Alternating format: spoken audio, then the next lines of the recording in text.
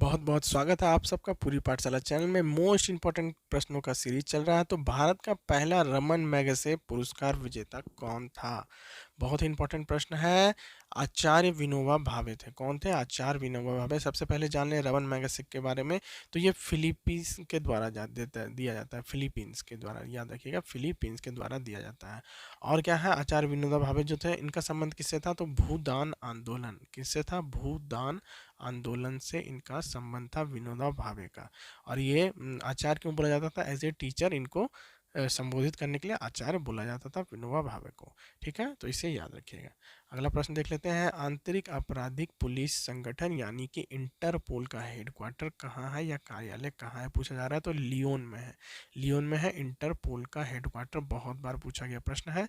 तो इंटरपोल का headquarter Leone में है। 1923 में इसको बनाया गया था। ठीक है, अगला प्रश्न की तरफ बढ़ते हैं। तो अगला प्रश्न क्या है, देख लेते हैं। उत्तर रामचरित नाटक किसने लिखा था? तो देखिए, रामचरित बहुत सारे हैं और ये उत्तर रामचरित के बारे में बात हो रही है। एक जो रामचरित था, तो अलग अलग रामचरित, तुलसी रामचरित है जो बहुत ज़्यादा पॉपुलर है, वो एक अलग है। तो उत्तर रामचरित किसने लिखा था? तो भवभूति ने लिखा था उत्तर के रामचरित, जिसमें थोड़ा सा अलग दिखाया गया है। अगले प्रश्न की तरफ अगर बढ़ते हैं तो देखिए, एड्स के कारक वायरस की पहचान किस वर्ष में की गई थी? Ads, ads. एड्स क्या है? एक्वायर्ड इम्यूनोडिफिशियंसी सिंड्रोम है। और ये पूछा भी जाता है, एक्वायर्ड इम्यूनोडिफिशियंसी सिंड्रोम। ठीक है, तो इसके वायरस की खोज कब की गई थी? HIV के कारण होता है। तो 1983 में की गई थी। एड्स के वायरस की खोज कब की गई थी? 1983 में। दूसरा प्रश्न आता है कि एड्स किससे होता है? तो ये वायरस से होता है। ये भी याद रखिएगा, एड्स होता है वायरस से। एड्स का बता ही दिया, HIV, और 1983 भी याद रखिएगा। आगे बढ़ते हैं। तो महाराष्ट्र के, इसको इग्नोर करते हैं। मिस्र की राजधानी क्या है? तो मिस्र की राजधानी याद रखिएगा कायरो है। मिस्र की राजधानी क्या है? कायरो जो है मिस्र की राजधानी है। ठीक है, इसको इजिप्ट भी बोलते हैं। EGYPT, Egypt. ठीक है, मिस्र को ही बोलते हैं। अगले प्रश्न की तरफ बढ़ते हैं। अगला प्रश्न देख, प्रवासी भारतीय दिवस NRI कब मनाया जाता है? पूछा जा रहा है प्रवासी भारतीय दिवस कब मनाया जाता है। देखिए, तो गांधी जी जब भारत आए थे, कहाँ से? तो साउथ अफ्रीका गए थे, तो वहाँ से भारत आए थे 1915 में, मुंबई में आए थे। तो उसी समय जिस दिन आए थे उसी दिन से प्रवासी भारतीय दिवस मनाया जाता है। और गांधी जी के याद आने की याद में जो है सरकार ने इसे घोषित किया था। तो कब मनाया जाता है? तो 9 जनवरी को। 9 जनवरी को 1915 में गांधी जी आए थे और उसी साल से उसी को ये मनाया जाता है, उसी की याद में। ठीक है, साउथ अफ्रीका से बम्बई। गांधी जी पहले बम्बई में वकालत करते थे। ओटो हॉर्न किस आविष्कार के लिए प्रसिद्ध है? ओटो हॉर्न किसके लिए प्रसिद्ध है? याद रखिएगा, ये जो है परमाणु बम के लिए प्रसिद्ध है। ओटो हॉर्न इंपॉर्टेंट प्रश्न बन जाता है साइंस के हिसाब से, परमाणु बम के लिए। इसे ऐसे याद रख सकते हैं, ओटो का हॉर्न जो है वो काफ़ी जो है दिक्कतें पैदा करता है और ये खतरनाक होता है, तो उसको परमाणु बम से रिलेट करके आप याद करके रख सकते हैं। निम्नलिखित में से कौन सी घाटी सतलुज घाटी में स्थित है? कौन सी घाटी है सतलुज घाटी में? तो सिप किला है। सिप किला। और आपसे जब पूछा जाएगा कि सिप किला दर्रा कहाँ है, तो हिमाचल प्रदेश में है। ये भी याद रखिएगा, बहुत बार पूछा जाता है सिप किला दर्रा कहाँ है, हिमाचल प्रदेश में। और नथुला कहाँ है? तो ये सिक्किम में है। नथुला सिक्किम में है। जिलेपला कहाँ है? वो भी हिमाचल प्रदेश में है। तो सतलुज घाटी कहाँ हो गया? सिप किला दर्रा। सिप किला दर्रा कहाँ है? हिमाचल प्रदेश में। जिलेपला हिमाचल में। नथुला सिक्किम में। अगला प्रश्न की तरफ बढ़ते हैं। तो भारत संयुक्त राष्ट्र का सदस्य कब बना?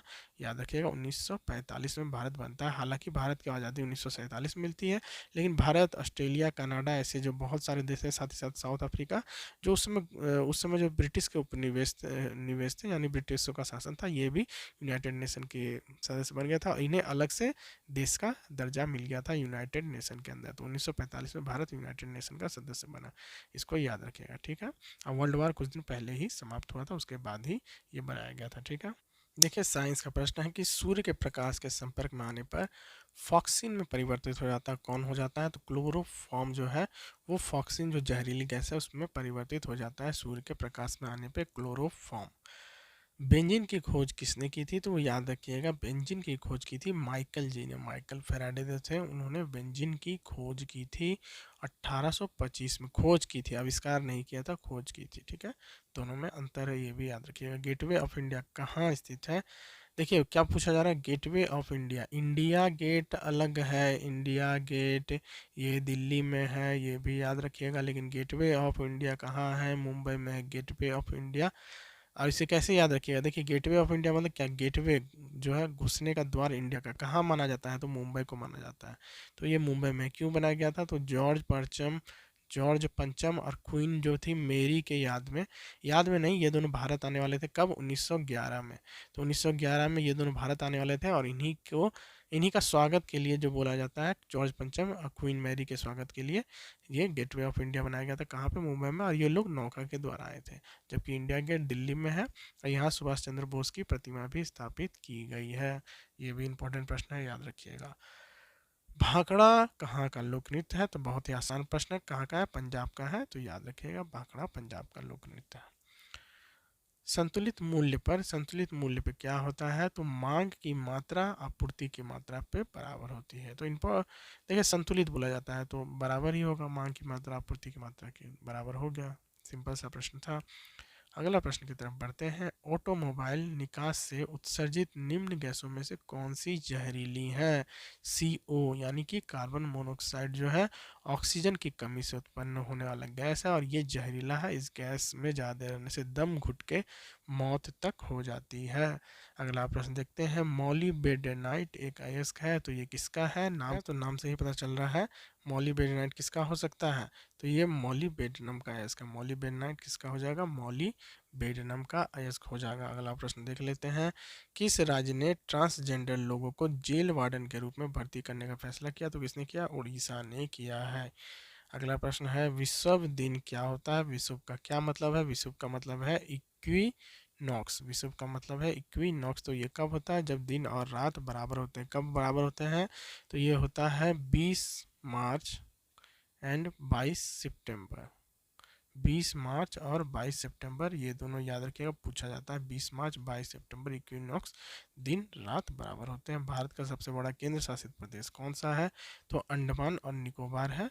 गोवा, पुदुचेरी या चंडीगढ़ से बड़ा है केंद्र शासित प्रदेश अंडमान और निकोबार द्वीप समूह। अगला प्रश्न देख लेते हैं।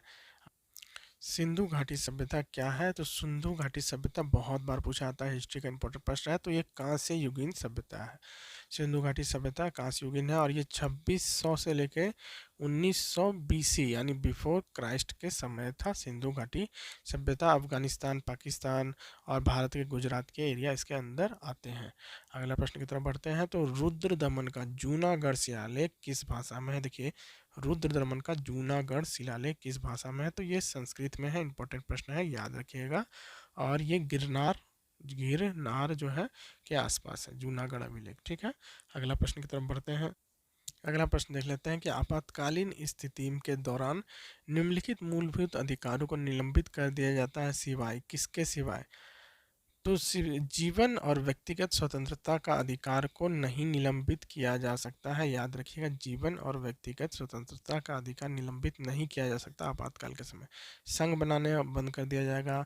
बोलने की स्वतंत्रता बंद है, बिना हथियारों के सभा करने की स्वतंत्रता भी बंद है, लेकिन इसको बंद नहीं किया जा सकता। आप इतना दूर तक आए हैं, मतलब वीडियो पसंद आ रहा है, तो वीडियो को ज़्यादा से ज़्यादा दोस्तों तक शेयर करें। या चैनल पर नए हैं तो हमें ज़रूर सपोर्ट करके चैनल को सब्सक्राइब कर लें, इसी तरह की वीडियो पाने के लिए। सबसे कम समय में सबसे ज़्यादा इंफॉर्मेटिव और मोस्ट इम्पॉर्टेंट वीडियो। अगले प्रश्न की तरफ बढ़ते हैं। तो अगला प्रश्न क्या है, भारतीय संविधान की किस अनुसूची में दल बदल विरोधी कानून लिया गया है, तो ये किस में है, ये है 10वीं, कहा गया 10वीं अनुसूची यहाँ है।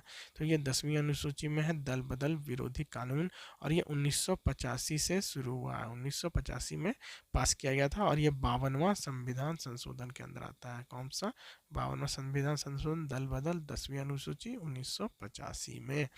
अगला प्रश्न देख लेते हैं। प्रश्न क्या, वीडियो का अगर आपके पास नोटिफिकेशन नहीं जाता है तो नीचे एक टेलीग्राम ग्रुप का लिंक है, नाम है पूरी पाठशाला, आप ऐसे भी जाके खोज सकते हैं। तो उस पर जाके हमारे साथ जुड़ जाइएगा, और जैसे ही ये प्रश्नों को डाला जाता है तो आपके पास नोटिफिकेशन चल जाएगा। संविधान में निम्नलिखित अनुसूचियों में से कौन सी अनुसूची असम, मेघालय और त्रिपुरा के अलावा अन्य राज्यों में अनुसूचित क्षेत्रों के साथ साथ अनुसूचित जनजाति के प्रशासन और नियंत्रण से संबंधित रखता है। तो कौन सी अनुसूची है? 5वीं अनुसूची है। ठीक है, असम, मेघालय और त्रिपुरा से संबंधित है 5वीं अनुसूची। घटते आकार में सौर मंडल के 4 सबसे बड़ा ग्रह कौन है? तो घटते आकार में कौन है? तो बृहस्पति, शनि, यूरेनस और नेपच्यून। ये भी याद रखिएगा कि बृहस्पति सबसे बड़ा ग्रह है सौर मंडल का, और ये पूछा भी जाता है। अगला प्रश्न देख लेते हैं कि यदि पृथ्वी अपनी धुरी पर नहीं झुकी होती तो निम्न में से क्या होगा? मौसम नहीं बदलेगा। धुरी पर झुका हुआ है पृथ्वी, थोड़ा सा आपको ऐसे पता होगा, डायरेक्ट सीधा ऐसा नहीं है, थोड़ा झुका हुआ है, तो इसके कारण पृथ्वी क्या होता है? मौसम बदलती है। में परिवर्तन के कारण मार्बल बनते हैं। किसमें परिवर्तन के कारण? तो लाइमस्टोन इंग्लिश में लिखा हुआ है, इसे चूना पत्थर भी कहते हैं। चूना पत्थर लाइमस्टोन को कहा जाता है, और इसी में परिवर्तन हो जाता है। परिवर्तन को क्या बोलते हैं? कायांतरण बोलते हैं। तो कायांतरित पत्थर बोला जाता है मार्बल या संगमरमर को। ठीक है, ये भी पूछा जाता है। तो कायांतरित, चूना पत्थर, लाइमस्टोन, मार्बल। ठीक है, अगला प्रश्न देख लेते हैं। किन चट्टानों को प्राथमिक चट्टान कहा जाता है? प्राथमिक चट्टान किसे कहा जाता है? तो आग्नेय चट्टानों को प्राथमिक चट्टान कहा जाता है। एक सेकेंड, क्वेश्चन पीछे चला गया था। तो किन चट्टानों को प्राथमिक चट्टान कहते हैं? आग्नेय चट्टानों को प्राथमिक चट्टान कहते हैं, आग्नेय चट्टानों को। अच्छा, आग्नेय चट्टानों के अंदर कौन कौन सा चट्टान आता है? तो ग्रेनाइट, बेसाल्ट, बिटुमिनस, इस तरह के जो चट्टान है, और साइनाइट भी है, तो ये भी आग्नेय चट्टान के अंदर आते हैं। याद रखिएगा। अगर आपको फुल इसका एक्सप्लेनेशन चाहिए तो मुझे कमेंट जरूर कीजिएगा, मैं अगले वीडियो में इसे बता दूंगा। और कैसा लग रहा है वीडियो, ये भी हमें कमेंट करके जरूर बताइएगा। देखिए, एक उदासीनता वक्र जिस एक्स और वाई के विभिन्न संयोजन से प्राप्त के संतुष्टि स्तर में मापता है। तो क्या मापता है? समान मापता है। एक उदासीनता वक्र जिस एक्स और वाई के विभिन्न संयोजन से समान के संतुष्टि स्तर को मापता है। और ये था इकोनॉमिक्स का प्रश्न, आज का आखिरी प्रश्न। कैसा लगा वीडियो जरूर बताइएगा कमेंट करके, और अगला वीडियो आपको किस पे चाहिए ये भी बताइएगा। तो चैनल पे नए हैं तो सब्सक्राइब करके वीडियो को शेयर कर दीजिएगा। आज का वीडियो रहा यहीं तक। आप सबका दिन शुभ हो। जय हिंद।